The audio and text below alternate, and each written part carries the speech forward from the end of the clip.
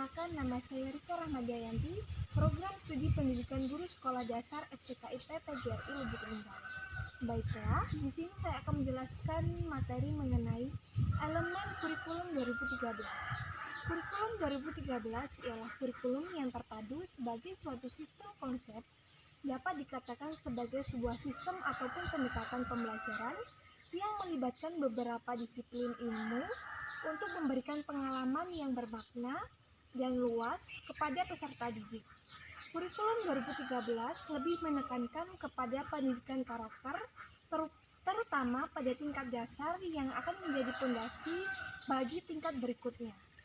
Pendidikan karakter dalam kurikulum 2013 bertujuan untuk meningkatkan mutu proses dan hasil pendidikan yang mengarah kepada budi pekerti dan akhlak mulia peserta didik secara utuh, terpadu, dan seimbang, sesuai dengan standar kompetensi lulusan pada setiap jenjang pendidikan.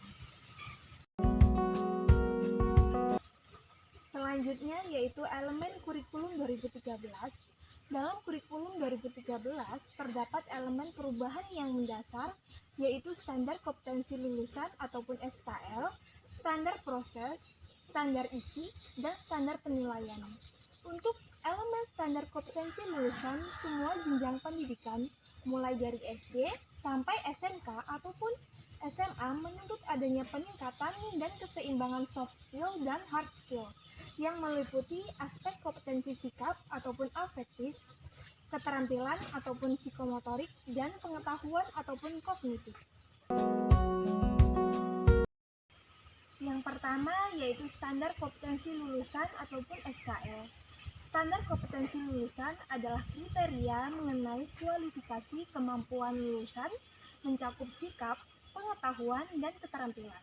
Standar kompetensi lulusan digunakan sebagai acuan utama pengembangan standar isi, standar proses, standar penilaian, standar pendidikan, standar pendidik, dan tenaga kependidikan, standar sarana dan prasarana, standar pengelolaan, dan standar pembiayaan.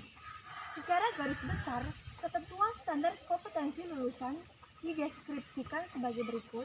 Yang pertama yaitu standar kompetensi lulusan digunakan sebagai pedoman penilaian dalam penentuan kelulusan peserta didik dari satuan pendidikan.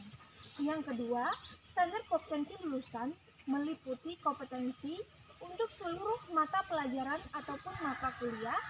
Yang ketiga, standar kompetensi lulusan mencakup sikap, pengetahuan, dan keterampilan. Untuk manfaat utama standar kompetensi lulusan adalah yang pertama yaitu sebagai batas kelulusan peserta didik pada setiap satuan pendidikan. Yang kedua, sebagai rujukan untuk penyusunan standar-standar pendidikan lainnya. Yang ketiga yaitu sebagai arah peningkatan kualitas pendidikan secara mendasar dan holistik pada jenjang pendidikan dasar dan menengah. Yang kedua yaitu standar isi.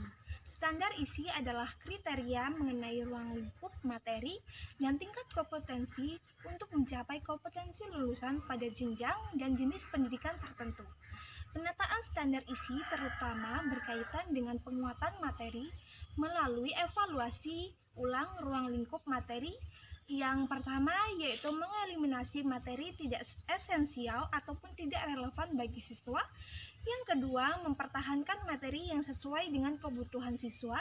Yang ketiga yaitu menambahkan materi yang dianggap penting dalam perbandingan internasional, evaluasi ulang ke dalam materi sesuai dengan tuntutan perbandingan internasional, serta menyusun kompetensi dasar yang sesuai dengan materi yang dibutuhkan.